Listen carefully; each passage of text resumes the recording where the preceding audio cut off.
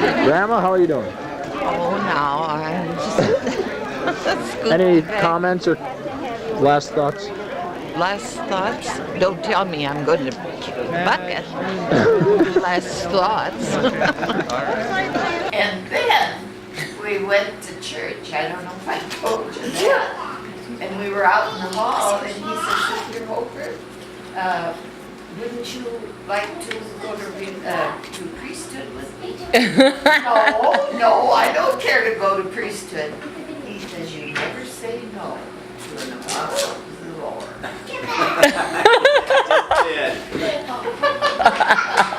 So did you go to priesthood? And he took me by the arm and took me to the priesthood.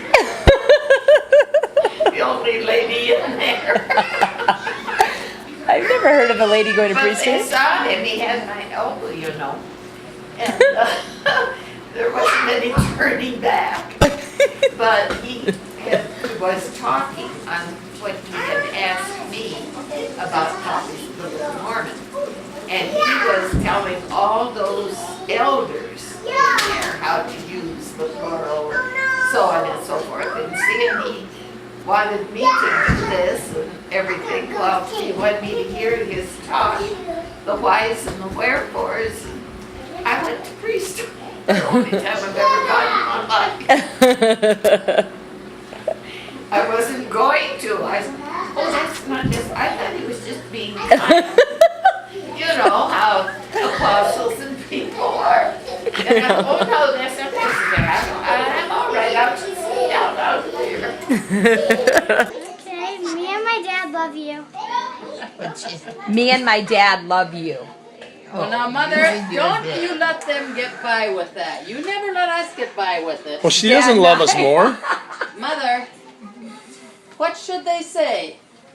I don't care what they say. Well, you didn't let us get by with it. He said, me and my dad love you. Is It that should proper be my English? dad and I. I see what she's saying. Well, if we'd have said that, we'd have gotten whacked. Oh, nothing. I picked something off, You, what? but there's nothing there. You picked something off? No. Are you popping my zits? What? Are you popping my zits? I don't know what I'm doing. But you have no other Terrys. No, I'm it. you're it. Say, where do you get these muscles at the back? The back muscles? Triceps. My gosh. Those, what? Are they strong? Yes. Well, you guys taught me to work hard, so when you work, you build muscles. Oh, well, I sure love you. I sure love you. I'm just saying that if we trust in the Lord and believe in our church and answer of prayers and things, we do get them. I could go on, you wouldn't get to bed tonight if I keep going with the most spiritual things that have happened in our family. It's been wonderful. But I think the Lord felt sorry for us, you folks out here, the Mormons, with all Mormons around, your kids in school with all Mormons and everything. Why, you just don't know what it is to grow up in a community where there aren't any. When I went to school, it was my brother and I.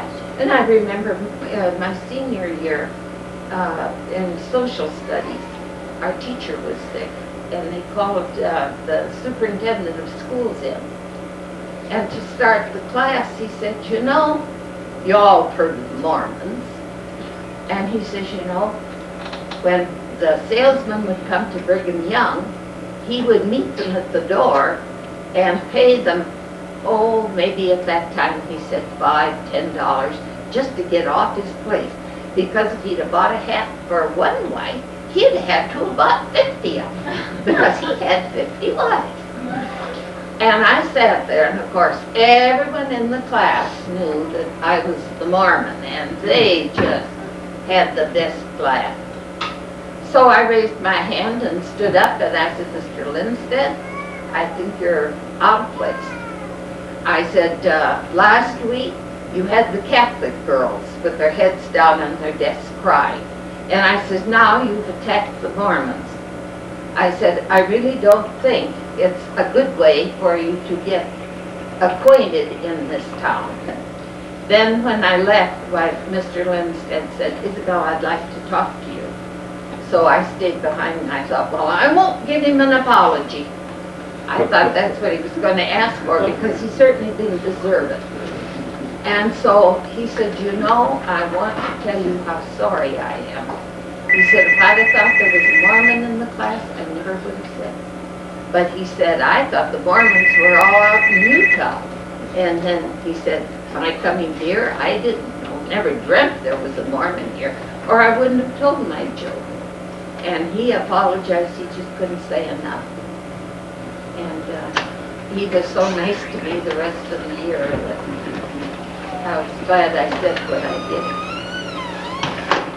But I don't want to take any more of your time. But the whole thing is, and they said to mention the Bible or the Book of Mormon, but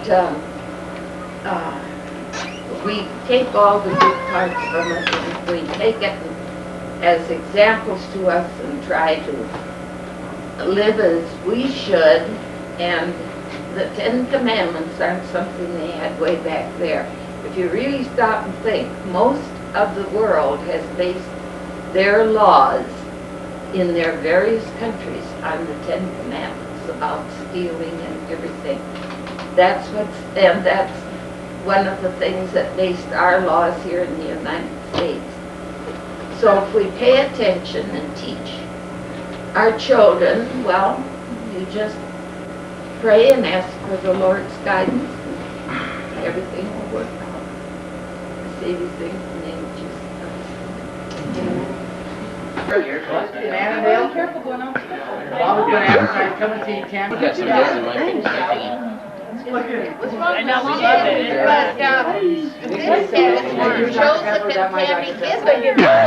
That's just the box, Grandma. Oh, baby. Then you gave me the wrong box. You can now, though. I can't. That's a habit. He smiles. I'm getting a good workout. She needs to help. Honey, don't do the whole thing. You're leaving my friend. I'm that scary. Get another box. See, this is me.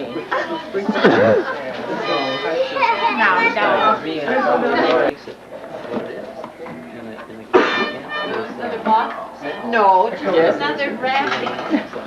Who wrote that one? Good luck, Grandma. This bed, nice left over here in this bed. Terry. Is there anything in there? I doubt it. There's a gift. Yeah. An ink or something. Well, it's good you didn't have any more bags, Kenny.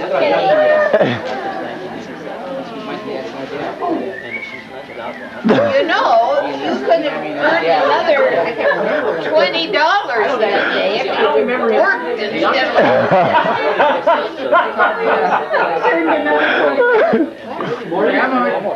I came home to wrap my presents, lost all that money.